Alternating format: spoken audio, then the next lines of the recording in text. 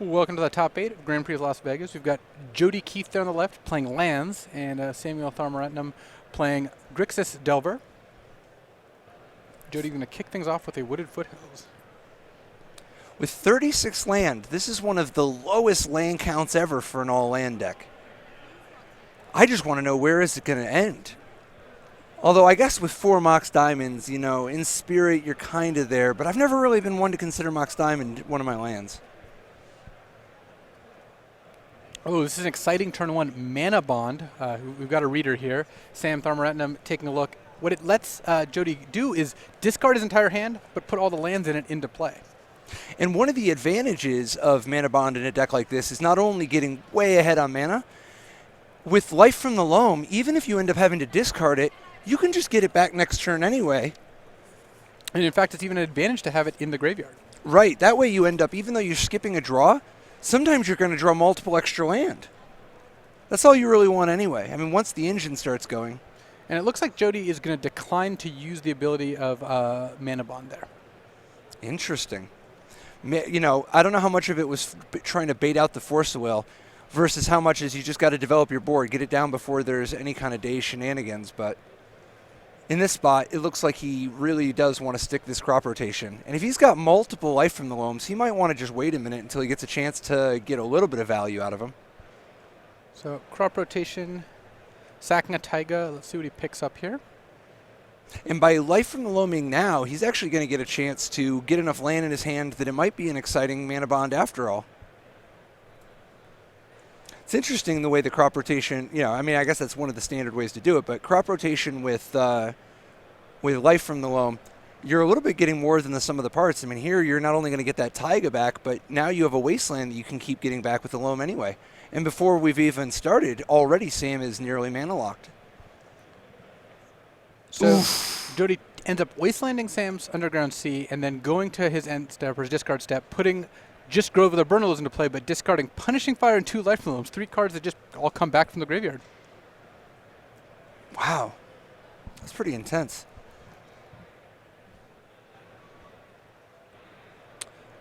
Yeah, because now, I mean, already we're at a spot where Punishing Fire has Sam's entire deck basically, you know, really close to locked out. I mean, he has 1 Gurmag Angler, but for the most part, he can't beat a Punishing Fire with a Grove of the Burden Willows without drawing one of his Wastelands.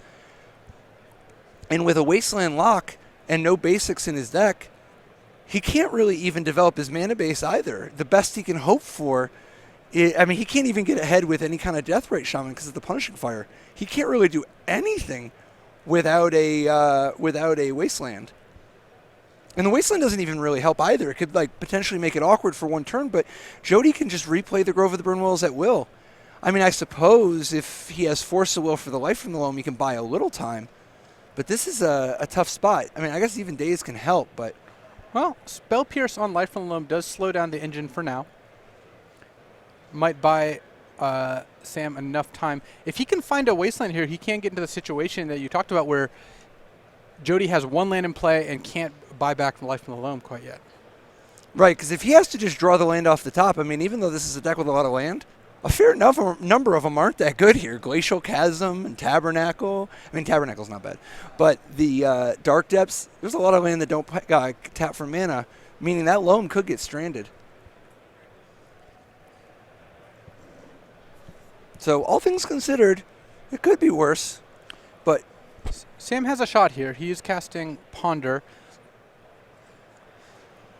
It's a very tenuous grip on his mana base, though. The moment a single Life from the Loam resolves, Jody will have so many land in play that it'll be very difficult for Sam to keep up. Now, what do you think about the decision to go ahead and Wasteland initially, discarding his hand, instead of tapping the Wasteland and just casting a Loam? If he would have cast a Loam, he'd be guaranteed at least 2 land, assuming it resolves, but he'd be also letting Sam get to 2 mana before he starts trying to lock him out. I would favor just casting the Loam, I think. Sam has a pretty low curve deck, so you're not keeping him off of anything in particular. Sam leading with a second Delver, and because of that Ponder, he knows it's going to flip. I think Jody can reasonably assume it's going to flip. So now if Jody's in a spot where if he dredges Life from the Loam, he's going to take 6 off those 2 Delvers. Right, that puts him at 7, where even if he Punishing Fires the one of the insectile aberrations, he's starting to get low enough that lightning bolts and fire ice for that matter, are a serious problem. On the other hand, because of Mana Bond, he can put multiple Wastelands into play and make it so Sam can't cast any more spells. And it looks like he is set up with a couple of Wastelands, which is a pretty good start, as well as a Taiga to be able to help make this Punishing Fire come together. But he still needs to untap to take down one of the insects. Now, what do you think about the decision I mean, I guess he kind of had to, right? Like, what else is he going to accomplish? He's just not going to have enough mana for the Punishing Fire. But either way, next turn he'll be able to slow the bleeding. So 6 points of damage off those 2 Delvers. Drop Jody to 7 here. And it's interesting, Sam, being at 21. At 21, because of the Grove, Mirage is going to need a little bit of help. You know, 1 Punishing Fire activation. Probably won't come up, particularly if Sam pops this Flooded Strand, but it is part of the equation. So now Jody gets to cast the Lifelong Loam. He gets to, after dredging it back, he's got the option of Tabernacle. Oh no, that's a Caracas, so not a Tabernacle. So he can get back multiple lands. One of the challenges, though, is that unless he gets a Ghost Quarter to Ghost Quarter himself to go look for Forest, he'll have to take a damage from his Wooded Foothills in order to actually activate. Wow, this is going to put him into bolt range. Yeah, I don't think this gets him out of this, because he can get back Punishing Fire, but to cast it he has to sack the Foothills, fall to 6, kill one of the Delvers, and then get bolted down for the last 3 points of damage. Right, it's possible that he needed a Ghost Quarter just to be able to. I guess he doesn't even have Mountain though. I guess this is the way it's got to be. Also doesn't have a 3rd Taiga. Interesting. What is the Wooded Foothills even going to? I guess it's got to be able to go get like Volcanic Island or something, right? I don't know. What does he have to be able to go get? Currently he can get a Forest or a Sheltered Thicket, but I don't think that's going to do it here. Wow. And Sam playing 2 Delvers, a Spell Pierce, a Lightning Bolt, and a Ponder. Looks like he might actually be able to take this game. Wow. And that means the insects are lethal. Wow. All right, that was a impressive game from Sam. Wow. It's one of those games that he felt the trap closing, he felt the lock tightening, but he was able to sneak in enough damage to get through before it happened. Yeah, I mean, Delver of Secrets is, it's no secret that it hits hard. Now, what are we going to see on the sideboard? I mean, I know Jody is fairly main decked for this, but the spheres have got to be like at least a reasonable way to do it, right? It's possible. He also has Drop of Honey, which could, bite down on the Delvers here. Though Drop of Honey not that effective against Young Pyromancer. Meanwhile, Samuel gets to board in Surgical Extraction, which is a pretty strong way to deal with Life from the Loam. Yeah, I mean, he's got access to just like a couple cycling cards to try to save his Loam. One of the things, obviously, you can do is whenever they go to Surgical it, if you just cycle your Tranquil Thicket in response, you can get it back right then. But for the most part, Surgical is going to be very effective and if a single one ever hits, I mean, that's going to be very, very disruptive to Jody's game plan. Beyond that, not a whole ton, but I don't know how much more you want. You want to just be able to put down a relatively fast clock. And I do think, though, that Cabal Therapy is at least an option to consider. It's real dicey on the draw, but if you can, if you happen to hit an export, if you get the gamble out of his opening hand, it doesn't really help you against Loam or a Hand of All Land, but you can, sometimes actually hit the gamble or the exploration early. And some of the cards in his deck, like Dismember, are not going to be that effective. There's no chance that he brings in Tireless Tracker, is there, Jody? I wouldn't imagine so, no. It's just not going to be, it's just too likely they could get outraced, right? I mean, that's just not what this one's about. Yeah, Tireless Tracker is a bit more grindy than I think this ends up being. This is more a race to whether Jody can lock Sam out before Sam just forces through enough damage. And this is where playing the low to the ground Delver of Secrets version, I think, pays some dividends. A lot of the slower Delver decks or the slower Pyromancer decks even have a bit more trouble closing out the game. Yeah, the people reliant on Jace the Mind Sculptor, even though Jace obviously can be nice against a Merit Lage that just was made sorcery speed, an awful lot of Merit Lage just come down during your end step and with no time to respond. And that's to imagine you somehow get up to 4 mana against a lands deck. Delver of Secrets going real low, ducking underneath. I always wonder how many these lands decks are going to board out. Like, for instance, Ancient Tomb seems real bad here. Definitely. You just can't afford the damage. I mean, it's too much of a race. That's a full turn off the clock each time. I mean,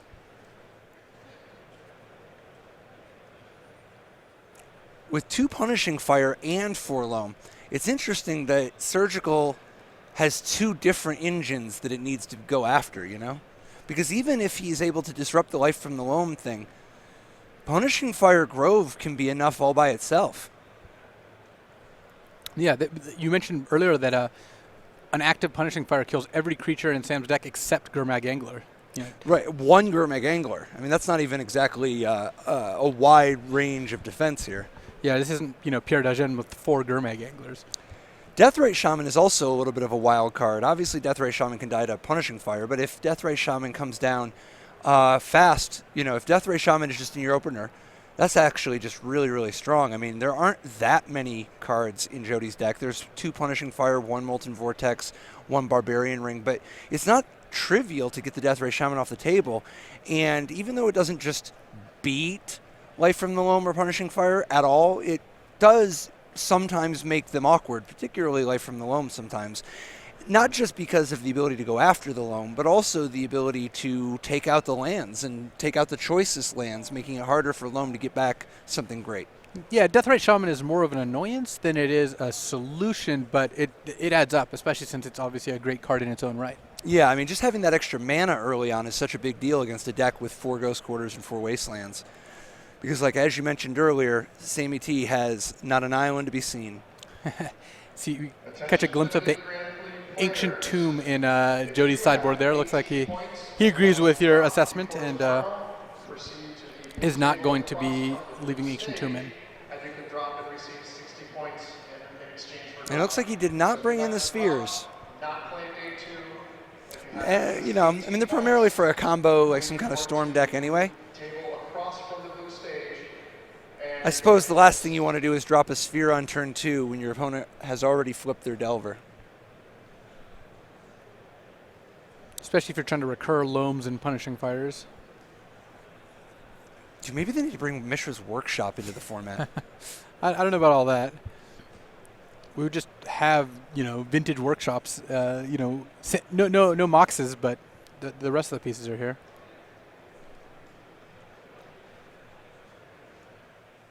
I can't see anything wrong with that. As long as they put it in, I don't know, whatever the next conspiracy set is, or... So Jody is going to be on the play here.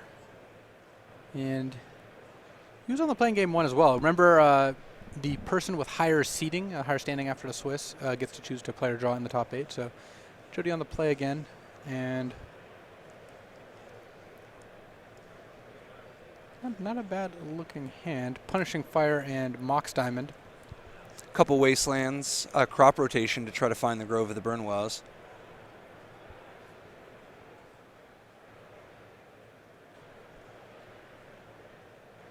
So Jody leading off with Mox Diamond here.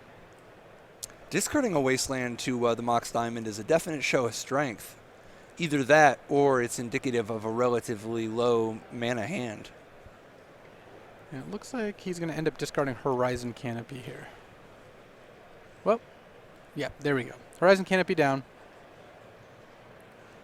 Turn 1, Thespian's stage, and pass the turn, leaving Punishing Fire up. Potentially crop rotation as well. The jig is up. Gitaxian Pro revealing double Wasteland, crop rotation, and Punishing Fire. Which means crop rotation is a very, very important card to counter in this spot, if at all possible, you know. And it looks like he does have a Force of Will. Now, I don't know that Jody's actually going to crop rotate away the stage. More than likely, he's going to be riding that Punishing Fire, looking for an opening, but...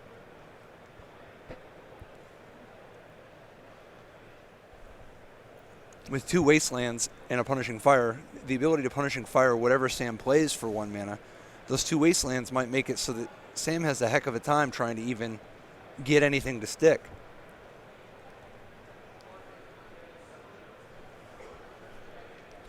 And Sam does have 1-drops, and it looks like he's just going to play 1 here. The possibility of Thespian staging another Wasteland is also kind of on the table if Sam misses a land drop. You know, if Sam plays a land, turns out to only have a 1-land hand, ponders, can't find one. You cannot register for the rebound event while remaining registered in the main event. Once again, if you want to play in the Tropical Island from Sam. Picking up his he's putting his most disposable island onto the battlefield first. Tropical Island is the least useful one. And yet still casting a Deathrite Shaman. And Jody ends up not using Punishing Fire, though. Did he draw Grove of the Burnwillows? He did. That's interesting. No, not to use Punishing Fire there. I mean, I guess Sammy T does have 4 dazes, though. Maybe he just wants, you know, he's like, if I just wait and I just play my 3rd land... Oh, wow, and now he's even Punishing Fire without tipping his hand. He doesn't want to play the Grove because if he just waits until the Punishing Fire resolves, then he can drop the Grove unrespondable and have an answer to, well, not only an answer to Surgical sort of sideways, that's not going to be that great, but more likely just having that information withheld from Sam when Sam's deciding whether or not to fight over this Punishing Fire. So Sam now has decided whether he wants to Force of Will to try to protect Deathrite Shaman here.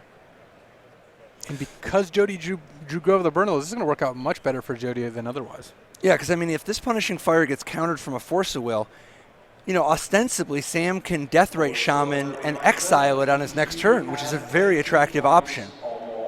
He does know Jody didn't play his land beforehand. Boom, and now he gets it back, which means that the Deathrite Shaman is not going to get a chance to eat the Punishing Fire. Quite the swing there.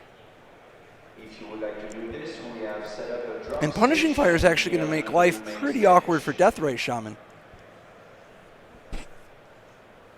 Or just short. Ancient Grudge takes out Mox Diamond here. And Sam has another land.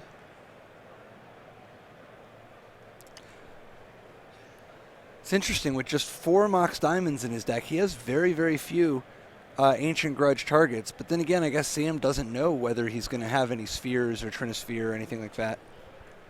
And Jody just passes the turn. He chooses not to cast Punishing Fire or any of his other spells, Crop Rotation or Lifelong Loam.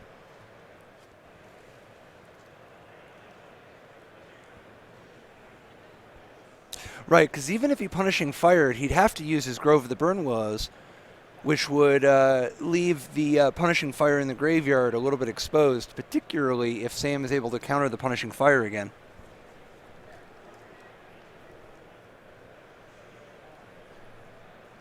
So Sammy T fetching up with a Flooded Strand, likely either a Volcanic Island or an Underground Sea. In fact, extremely likely one of those two.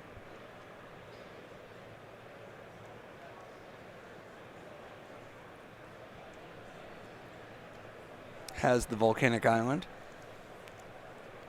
Starting to get ahead a little bit, but one of the challenges is that with a Wasteland already in play and another Wasteland in Jody's hand, At a moment's notice, Sam's mana base could completely go away, particularly if this Deathrite Shaman meets an untimely demise to a Punishing Fire. Yeah, and that'll leave Sam, kind of bereft of mana, and he does need to get threats out at some point. Right, because, I mean, it's all fun and games now while you can cast spells, but there may come a day where Life from the Loam removes any of that action.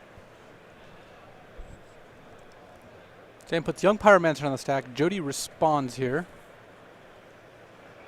Now, by responding in this spot and hitting the Deathrite Shaman, if Sam does fight over this Punishing Fire, he won't be getting a token.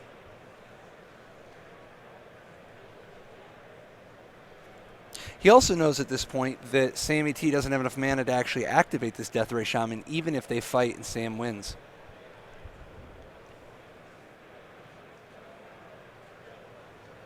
Deathrite Shaman picking up a mana.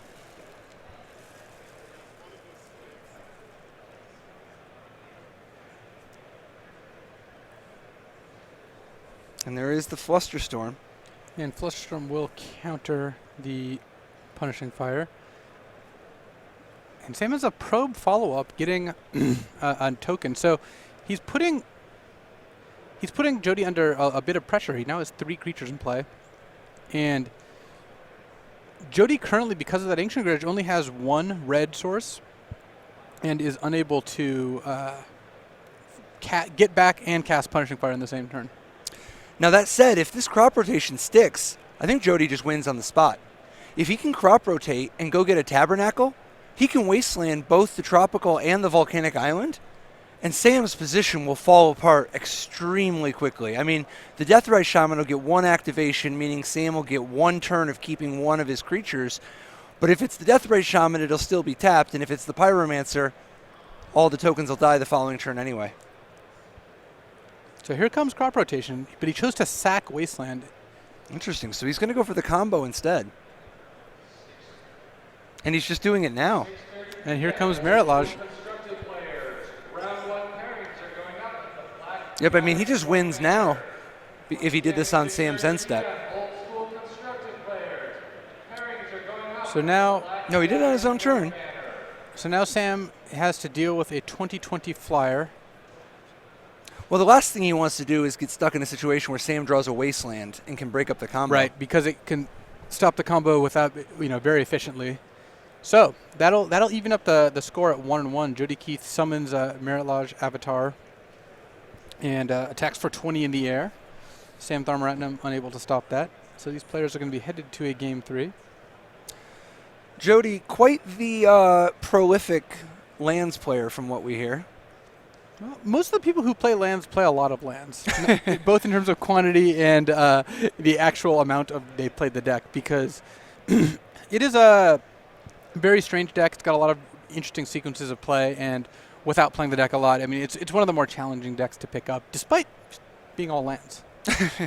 Yeah, I mean, there's what cards you do have, you can play a variety of ways, but you also just access so many. I mean, you have all these tutors. You have not only all the fetch lands, but you have Gamble, and you have Life from the Loam choosing from among a great variety, and you have crop rotation. I mean, there's just lots and lots of selection that you got to do, and there's a lot of important sequencing. I mean, when one of your cards mind twists you, and tons of your cards make you discard your own cards or don't, tap for mana or do anything. I mean, it's a very unorthodox style. It requires a lot of familiarity in general of very esoteric styles of Magic the Gathering.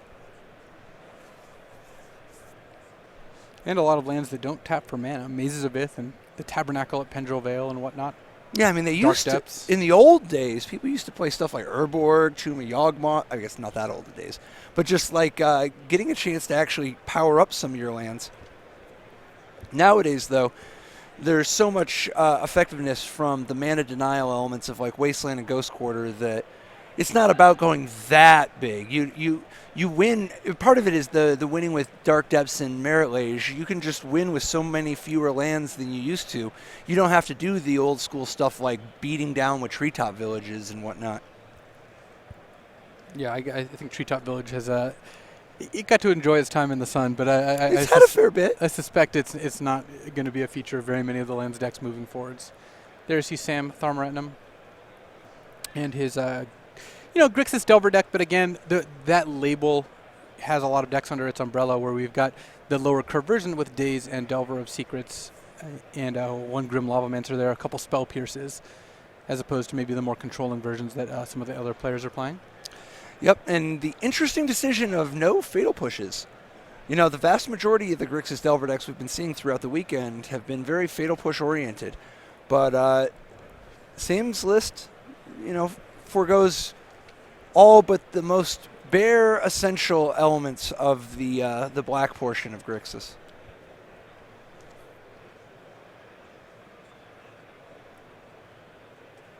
Jody keeping it legit, counting 15.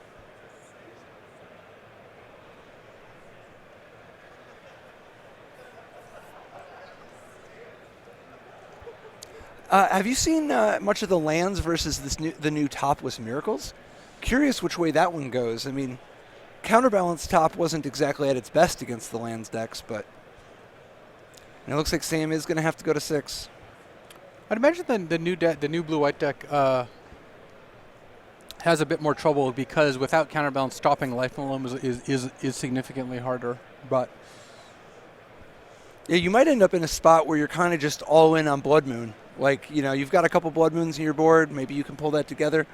But it's hard when you only have them. Some people play Blood Moon main deck, I guess. But it's hard when you only have a couple Blood Moons. Because all of the Terminuses and Plows in the world aren't going to do too much. I guess Plow can hit Marilage. But it's still, if Ghost Quarter gets going, you run out of planes. Sam mulliganing here. And it looks like Jody keeping his hand.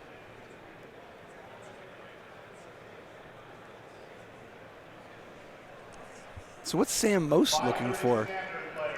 Turn 1 Delver of Secrets would be my guess. The turn 1 Deathrite Shaman also seems like it could be effective. Surgical Extraction for Life from Alone. And it looks like Sam is going to keep his hand and scry to the bottom.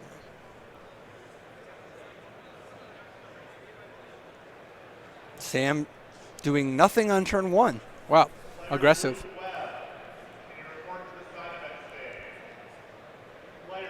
All right, no plays on turn 1. Jody's going to lead with Mox Diamond here, discarding the Tabernacle at Pendrel Vale.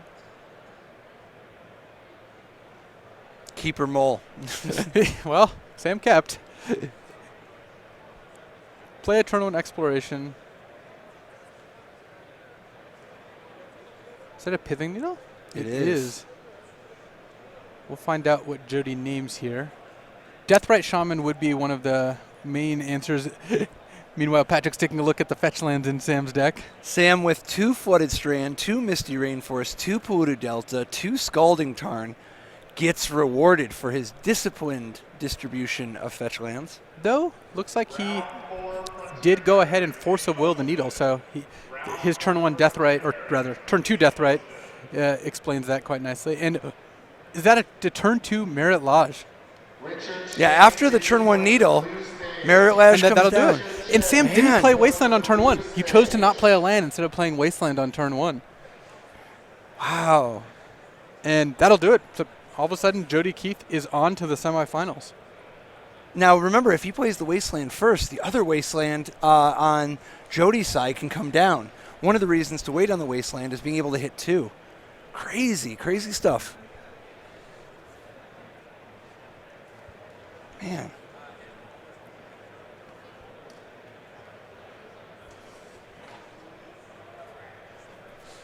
Alrighty, so we've got more Magic for you, though we're going to take a quick break first, and looks like we've got another invocation to take a look at. So let's go ahead and send it on to that, and we'll be back soon.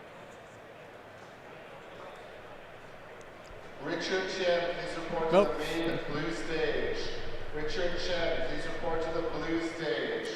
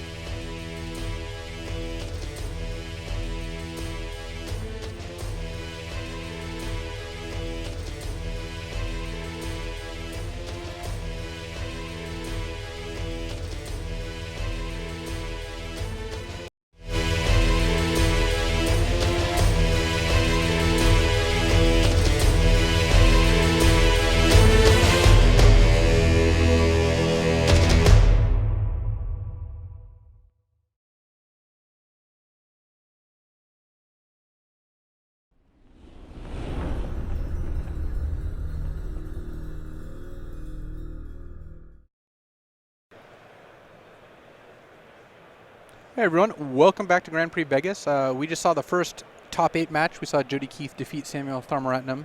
And we've actually got a time-shifted match for you. We've got Andrew Calderon playing Death and Taxes. You were right, Death and Taxes snuck into the top 8. Facing off against Patrick Tierney's Temur Delver deck. So let's head down and check it out.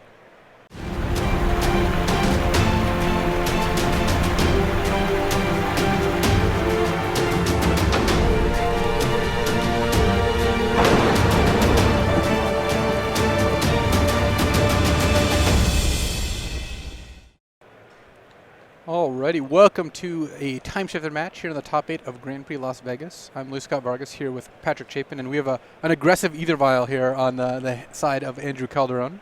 Yeah, I mean, that's aggressive all the way down to the presentation. Just disgusting flip. Like, here it is. Looks like in one of the other matches, Chris Iali advances past Daniel Cathro, so Grixis Delver in the top 4 alongside lands in the hands of Jody Keith. So turn 1 ether vial, pretty much what Death and Taxes is looking to play on turn 1. It looks like we did a pretty good job of distributing the Delver decks, like splitting them all up between the different parts of the bracket. Delver versus Death and Taxes, Delver versus Sneak and Show, and Delver versus lands. And a pretty good spread of Grixis, 4-color, and Temur. Patrick Tierney leading off with a Ponder. Basically, any deck that has ether vial in it, its best opening hand card is ether vial. Yeah. Yep, that is a truism. And actually, this new breed of Death and Taxes decks very frequently have relatively few 1-drops. You know, in this case, Mother of Runes, I think, is his only 1-drop. Looks like it. Now, what makes his build a little bit different than most of them, he has not a Chalice anywhere in his 75. No Chalice of the Voids. Patrick Tierney lightning bolting the Mother of Runes that appeared thanks to ether vial.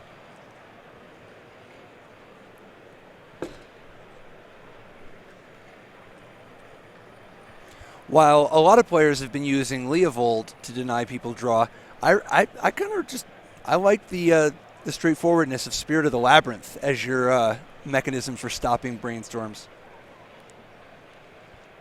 So Andrew Calderon, a pretty land-heavy hand right now. He's got Wasteland plus that Rashadan Port working overtime, so even though he's not playing anything else, he does get to disrupt Patrick's mana situation.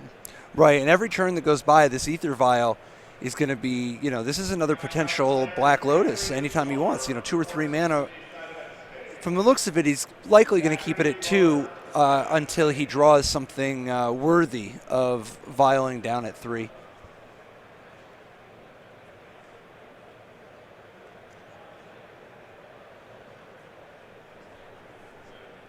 No, so he is ticking up the vial.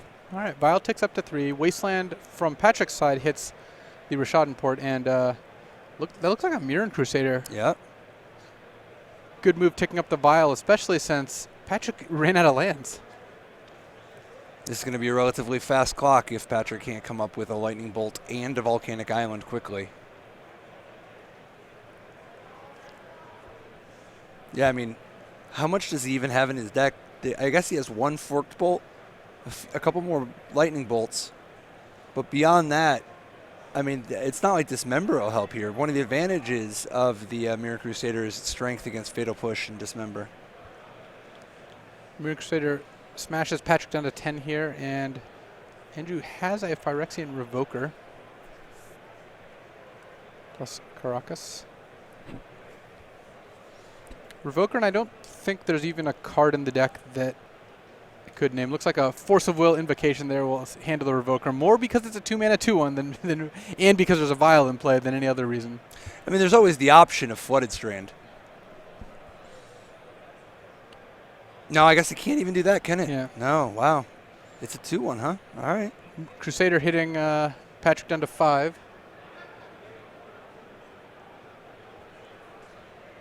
Patrick striking back with land destruction of his own. This is going to be a real tough way to do it, though.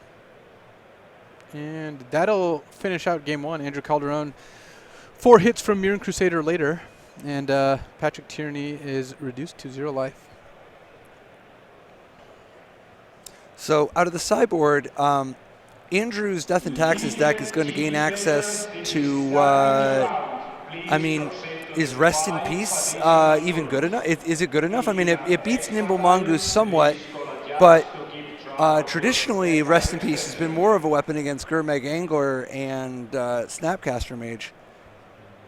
It does make Nimble Mongoose worse. It also makes the 2 Tarmogoyfs that Patrick has worse, but it doesn't impact Delver of Secrets or True Name Nemesis or really any of the other cards in Patrick Tierney's Delver deck. So it's a sideways answer to Grim Lavamancer, I guess. That's true. There is one Grim Lavamancer in the sideboard, and that is an option. You know, cards like Phyrexian Revoker seem like they don't do a whole lot, so I would imagine Andrew does want to take those out. I think this one path to exile seems, solid. The Council's Judgment seems a little slow, but it does answer True Name Nemesis. And one of the advantages, obviously you can take a vote on whatever without even having to target it. So even though True Name Nemesis has protection from Andrew, it doesn't actually have protection from Patrick voting off his own his own True Name Nemesis. It's not above being judged. Oh, yeah. Who among us is? Meanwhile, Patrick Tierney has Rough Tumble, which, can kill Mirren Crusader. Not as effective against Mother Runes. Can kill Stoneforge Mystic, Thalia. And Grim Lavamancer, plus potentially Needle for the Ether Vial.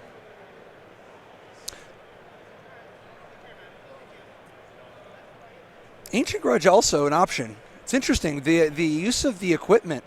I think that between hitting the Aether Vial and the equipment from Stoneforge Mystic, it's not a bad way to do it. It's a little reactive, but particularly since those Phyrexian Revokers are surely, those are going to be among the first to come out. Also worth noting that against a deck with Cavern of Souls and Aether Vial, cards like, counterspells like Force of Will and Daze lose a bit. Great point. Wow, looks like Patrick Tierney actually might be taking out Tarmogoyf potentially in anticipation of.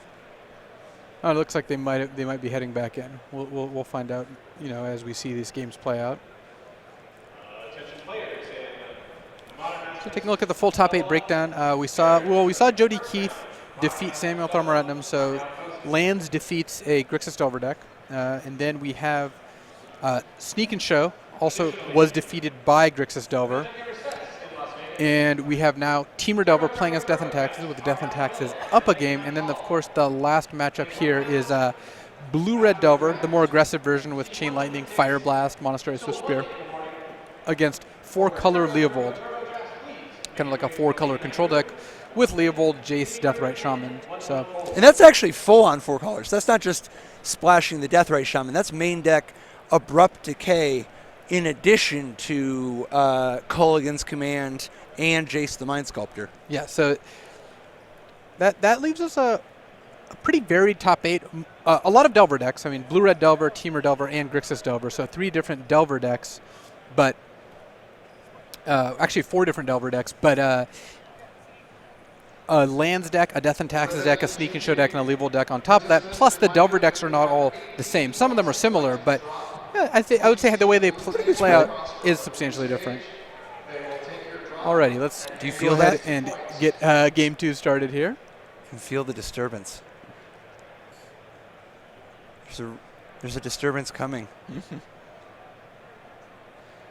Maybe. I mean, I don't know. Temur Delver on the play as Death and Taxes is, of course, up a game.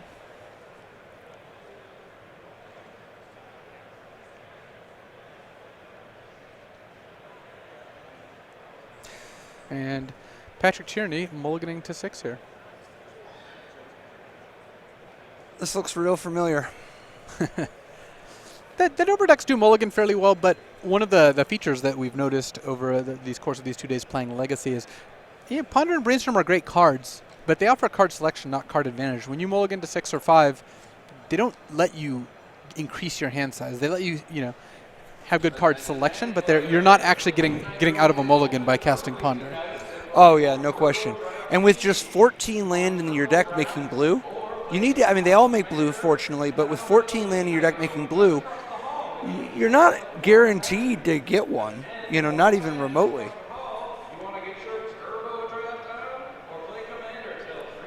Taking a look. And with a land that makes mana, a Wasteland, and a Delver, I got a feeling Patrick Tierney is going to be in for this. He is. He scries to the top, though, on the play with a Scalding Tarn. That the scry you get from the mulligan is significantly less powerful. Yeah, unfortunate, because from the looks of it, that's the look of somebody who knows that their Delver would be an automatic flip, but he's going to have to shuffle because he still just really wants to play the Delver on 1 and his only land shuffles. It's interesting the change in the value of fetch lands a little. I mean, the new mulligan rule, it can be a little bit disadvantageous when you're on the play and you don't get a chance to actually draw your card before having to crack one. But the flip side of that is that it kind of is an additional asset for the player on the draw. I'm all in favor of the player on the draw getting a little percentage. Turn 1 Ether Vial for Andrew Calderon. Not tipping his hand about the Wasteland yet. But an Aether Vial means that the next couple of turns are going to get real good for Andrew. Turn 2 Thalia. Thanks to Cavern of Souls, Patrick Tierney is unable to counter Thalia. And he's just getting started, not even waiting for the Vial to tick up, indicating he's got other stuff to do once that Vial gets to 2. And it looks like we have our last result in here outside of the time-shifted match as Jonathan Semyon defeats the 4-color control deck. So we've got Blue-Red Delver, Lands, and Grixis Delver as our top 4, plus the winner of this match. An end-of-turn Lightning Bolt takes out Thalia, paying 2 mana, of course. That Delver refuses to flip, though. Well, at least Wasteland can go after the Cavern. Oh! An attempted ambush here as Mother of Runes hops out of the Ether Vial, trying to block Delver of Secrets. But Patrick Tierney has a Dismember, so that will not work. I love where your heart's at, like that's good, That Mother was definitely going to get into the red zone.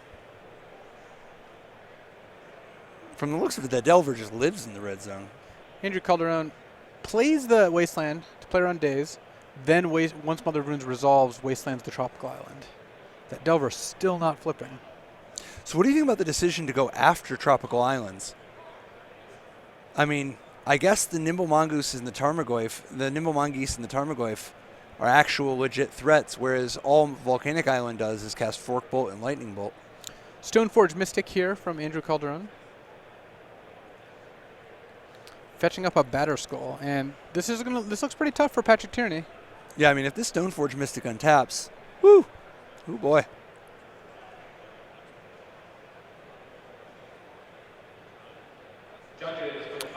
Delver finally flips, revealing Brainstorm. That's a pretty great flip as far as flips go. With that fetch land and a Volcanic in play, a lot of looks for Force of Will, or I guess you don't want Force of Will here. What you want is Lightning Bolt. The tough thing is that even if you find an answer to that Stoneforge Mystic, a Vial on 3 could be, that's a hell of a card. And in this case, Andrew's got a Flicker Wisp at the ready. Flicker Wisp, it plays here. It can flicker Delver, reflip, or unflip the Delver. Could flicker Stoneforge if you wanted to. All right, here comes the Flicker Wisp, targeting Stoneforge Mystic, blocking Delver of Secrets. Which means that not only is he going to kill the Delver, he gets another piece of equipment.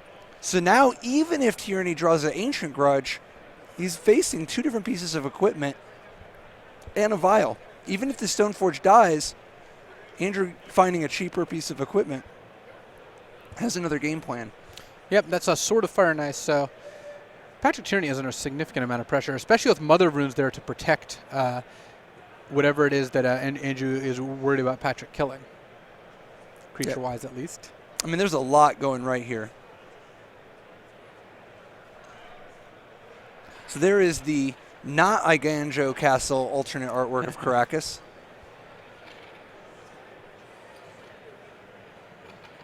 Now, which to start with? Batterskull's the conventional wisdom. But sometimes you want to just get the Sword of Fire and Ice equipped and get down to business. Move it. Because once you move it over, it's got protection from red, which is very potent versus Temur Delver. That looks like Andrew's plan here. He's actually got 2 copies of Caracas, despite it being a legendary land, and we'll see how that plays out here. Andrew Calderon puts Sword of Fire and Ice on Stoneforge Mystic, attacks Patrick Tierney for 5 damage and a card. Oh, we're not far away here. And draws the last piece of equipment, Umezawa's Jite.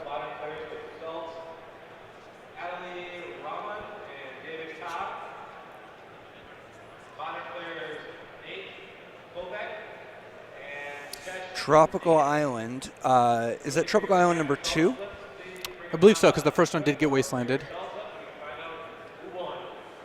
Man, with Tierney at just 8 life, he's being hit from a lot of different angles. Where's he supposed to start? Pithing Needle can turn off one of many cards. Mother of Runes, Ether Vial. Naming Sword is a little late once it's equipped.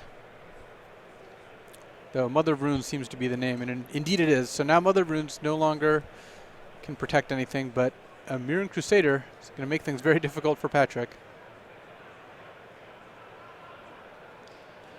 It eats a Lightning Bolt, but this still puts Patrick under pressure from Sword of Fire and Ice, and Andrew Calderon actually has Umezawa's Jite as well.